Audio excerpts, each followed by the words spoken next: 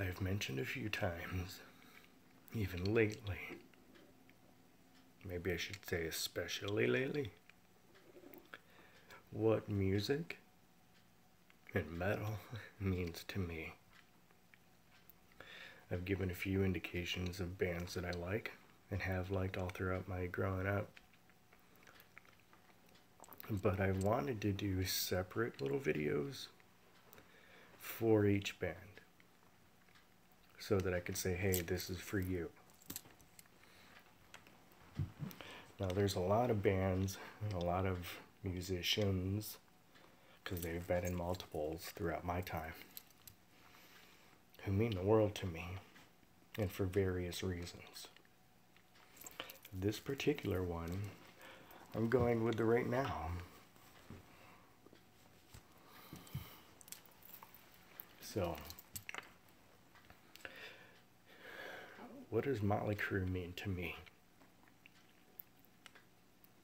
Growing up, Motley Crue was just another bad A $$. Just a bad band to listen to, man. And I mean that in a good way, not in a bad way. Okay? Because you can't say bad, but the way that you really want to and still have it monetizable. So, try not to swear. What does Motley Crue mean to me? Growing up, I just rocked out really hard. They had the looks that kill. I kept my eye on the money. You know, I mean, fight for your rights. I mean, there's so many moments I've rocked out over my lifetime with Motley Crue. I've only had the chance to see it once. I saw them on this tour, the beginning of their final tour. I wished I could see the last shows that we had for Motley Crue before all bad things come to an end, and they did. I was devastated when Motley Crue decided to call it quits. But understanding mixed health, you know, I mean, like that's the way it needed to be. So, I grew up a metalhead guitar player. I personally have been playing guitar since I was 10. I started in school. Got my first guitar when I was 12 for Christmas. My dad kept asking me what I want for Christmas, and I wouldn't even tell my brother because I'm like, no, he'd go and tell him. If you really want, I mean, like, if God, you know what I mean? I'll get what I want without saying anything to anyone. That year, for Christmas when I was 12, 1989, what I wanted was a Strat style body with a heavy metal looking headstock. And I wanted it because you know how it is, like in the movies, you know, like you really pick out something that nobody's gonna get, right? I wanted it blueberry blue, sparkly. Lean forward. I got what I wanted without saying anything to anyone. I remember when my little brother is like, come here, look what Dad got you. I went and I looked and I freaked out, man. I didn't say anything to anyone and I got what I wanted. Right. It was in Memphis. Never heard of the company. Still haven't heard of them. I've never gone and look to see who they were or whatever, but I got what I wanted. I had lived a pretty difficult life. Other people thought I was really blessed. And it really wasn't all that great. Not saying it was the worst. There's always somebody who's got it worse. You know what I mean? But I could have moments rocking out to music where you feel better. But then there's a band like Motley Crue, and they're all about heavy metal and hair and living that life and, the look. And they just stood out and had the attitude in my mind as a child growing up. These people just want to rock and have a great time, and they don't care if anyone likes the way they looks or not. You know what I mean? So it was like, for a metalhead growing up, you turn to the heavy metal music for a bit of a backbone. And Motley Crue was a big part of building my backbone. Towards the end of my days living in New York, before moving out west, hi my baby, I had spent time watching Motley Crue videos, along with watching the Munsters and the Lost Boys, and seeing the Munsters poster in the movie. But I was questioning at that point, where do I go? Do I go back to Florida and live? Do I stay in New York and live? I want more for myself. I need more for myself. What do I do? Where do I go? And I'd always wanted to go to LA and see where Motley Crue was. I wanted to walk down the same streets that Motley Crue was using in their videos.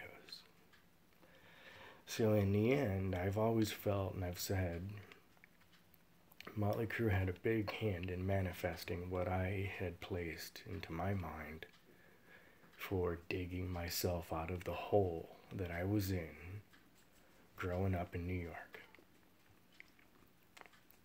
Motley Crue allowed me to rock out, to dress how I wanted, which was all metal, And I did. Now, while I was homeless in this last year on the streets of LA, I used this shirt. I wore it every day. Out of all the other band shirts that I have, tour shirts, you know what I mean? Because Motley Crue was such a big part of my getting to LA.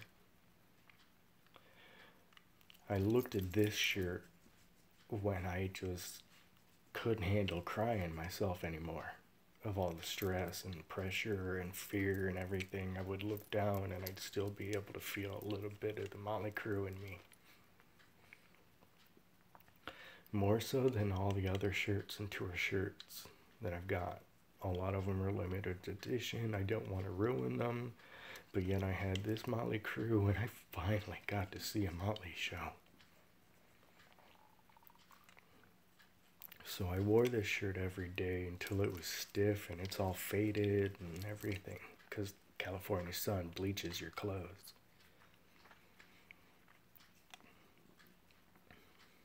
Now I'm wearing it again because I need more strength to help get me through this moment.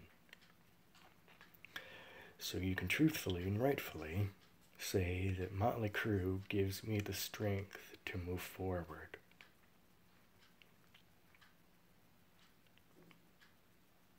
Along with a bunch of other bands, because I love all my boys and ghouls. Boils and ghouls, I love so many bands. But Motley Crue just seemed to have a party going on, and I wanted to feel better about my life, enough to keep living. So they took me to LA, kind of deal. Now I'm wearing it again because, like I said, I need to look down and just feel the strength that I get from Motley Crue.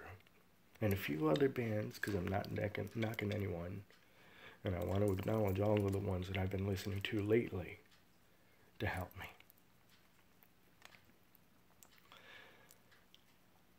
There's a few bands that I was able to start listening to lately, where I've been in so much depression in the last year. I couldn't listen to music anymore. It bothered me horribly.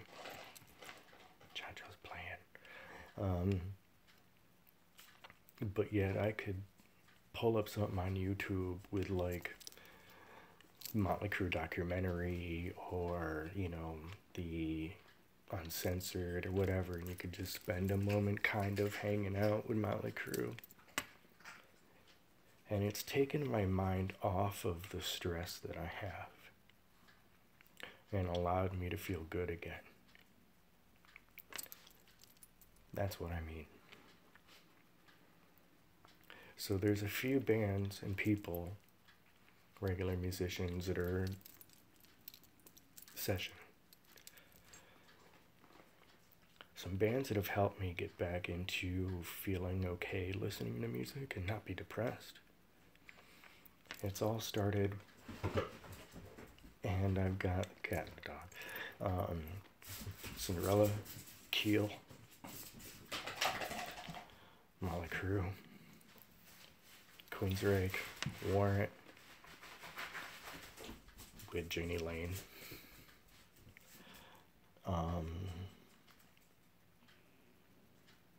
There's a few. Glenn Hughes, Rudy Sarzo, Pamela Moore.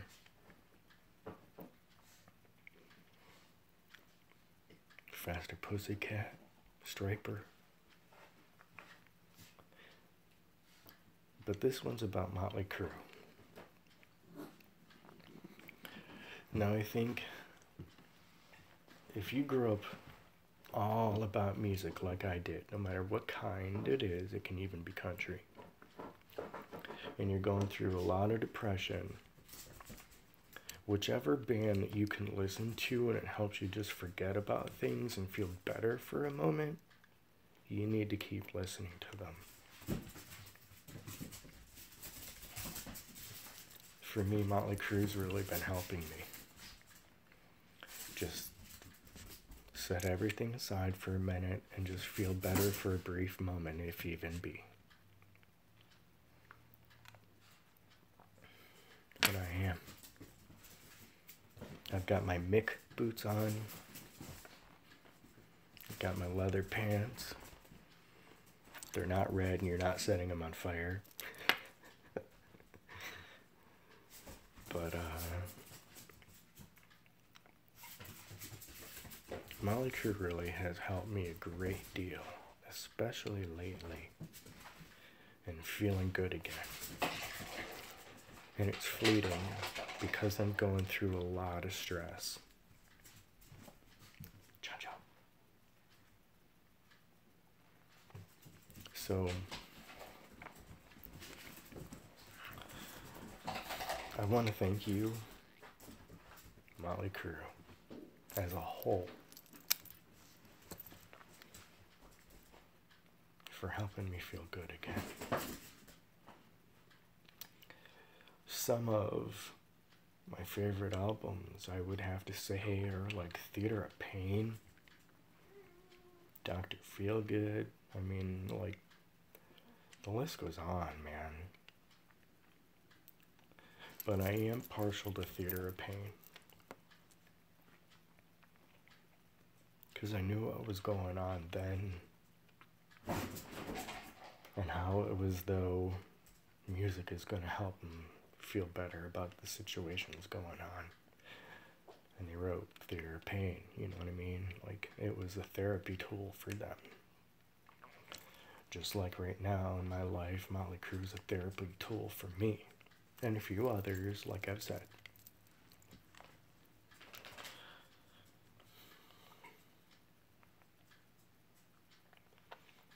I don't think anyone that's not a Motley Crue fan will ever be able to understand how much I love Motley Crue.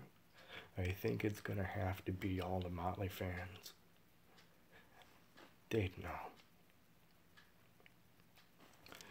So for all of you who are out there that are huge Motley Crue fans, and I know we've got millions all over the world, we're like a family. Thank you for being a part of my life, because if it weren't for the fans, they wouldn't have been doing what they were doing. And I needed Motley Crue in my life growing up.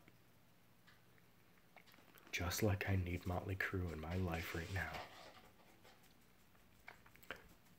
Nobody else is going to be able to understand. But Motley and their fans. We are that crew. There's far too many to list. Like, I've given a few of the names, right down to Overkill and Testament and Anthrax and Exodus and Armored Saints and, like my Jason Becker. And I've already done one video with Jason Becker and how much he means to me. And it's not even scratching the surface. To Pam. You don't understand how much you mean to me, Pamela Moore. And all my boys in Cinderella and Faster Pussycat and Keel.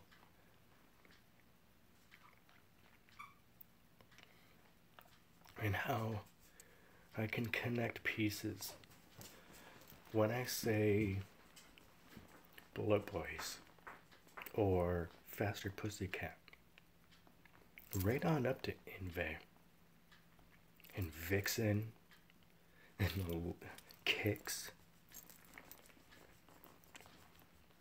We can tie those into moments in our life with people, with moments. I remember this one time going down the road and we were rocking out to, and you see what I mean? I have so many moments in my life with Motley Crue in it. And I don't know where I'd be without Motley Crue in my life today.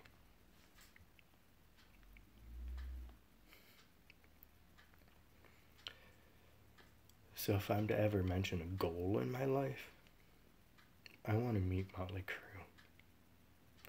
I want to give Mick a hug that doesn't hurt him.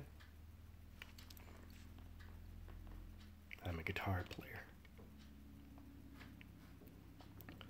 I did something stupid when I was a kid, and I got to come back from it. So I'd like to give Nicky a hug and just sit with him and just talk to him and all my boys.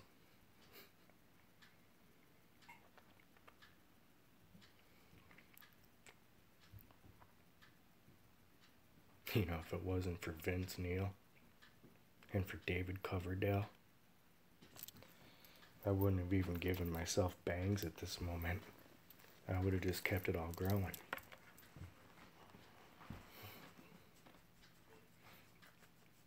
Music means a lot to me. And in that moment, I hear Tesla in my head. Love me some Tesla. In Europe. And a lot of them. But I'm grateful I got to see Motley Crue one time in my life.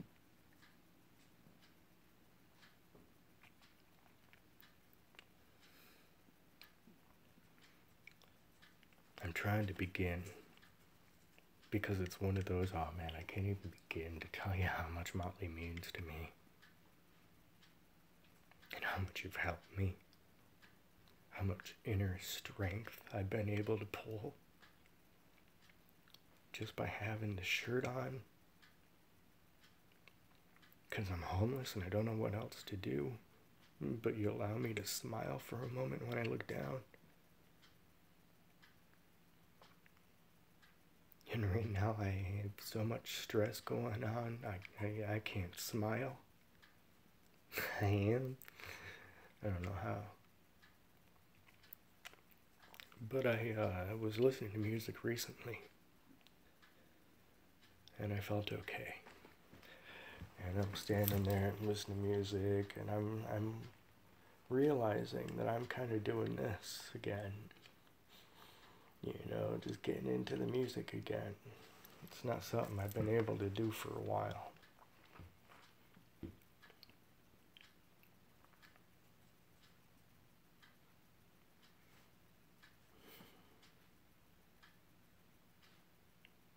How would Motley Crue handle being homeless? You know, you have nowhere, no one to turn to.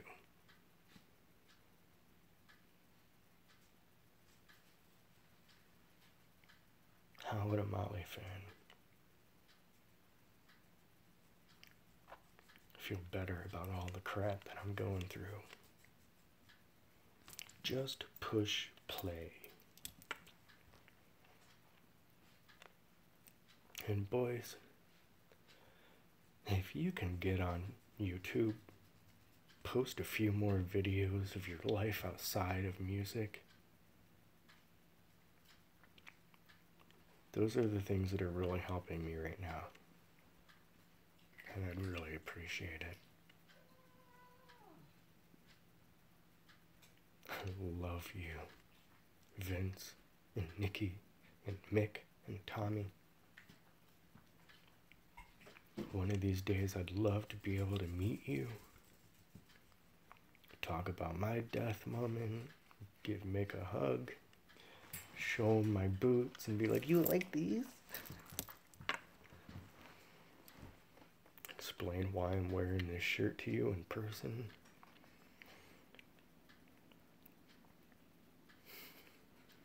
Explain to you what happened around the whole concert moment, because that was a trip.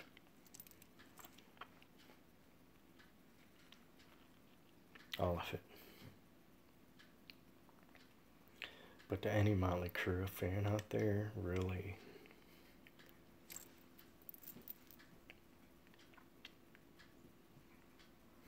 have a great day today. And if the only thing you can do is just shout at the devil, come on everyone, let's shout, shout, shout. 'Cause we're too young to fall in love. I can talk music like this, and I can go on and on and on, dude. Namaste.